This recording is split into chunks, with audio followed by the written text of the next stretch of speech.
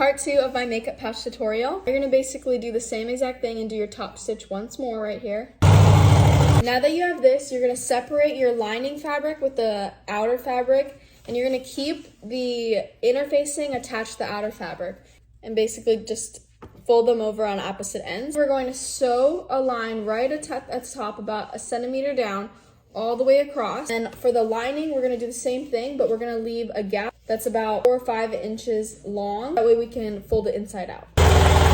Open up the zipper a little bit and then stitch over right above the zipper end so that it holds it closed. So on the other side as well. Now open up the zipper a little bit more. Take these 2 pieces and basically fold them in like this, and then make sure this seam matches with the zipper seam. Do it on both sides. Do it with the inner lining as well. Make sure everything is centered. Now this part is going to be a little tricky. Basically you're going to sew from here all the way to here. You don't want to sew the inner lining with it, so we're kind of just going to pull back the line. Make sure your zipper is open.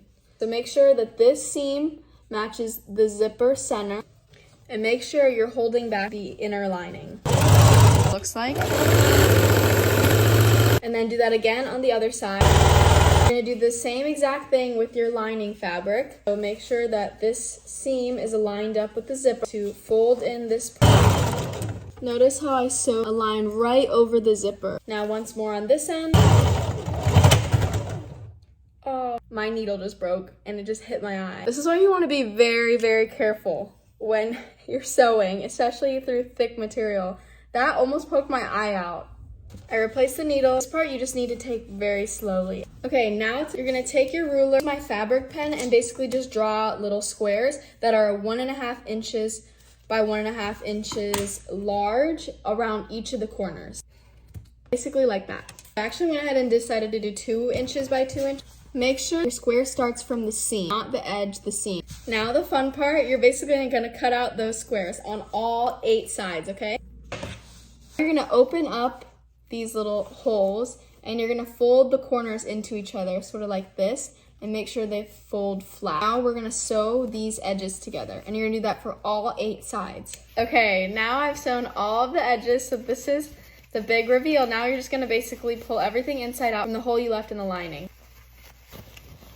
So I definitely messed up, and I think I cut the squares too large, because I feel like this is gonna be more of like a taller rectangle pouch. Now you're basically just gonna push all the corners out. We're not done yet, and you're basically just gonna pull up the liner, tuck this in, and then sew it closed. Turned out pretty good.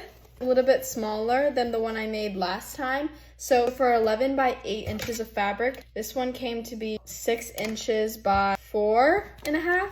Just think about that when you're cutting out the fabric. So if you want it a bit longer, then I would cut maybe like 14 to 15 inches.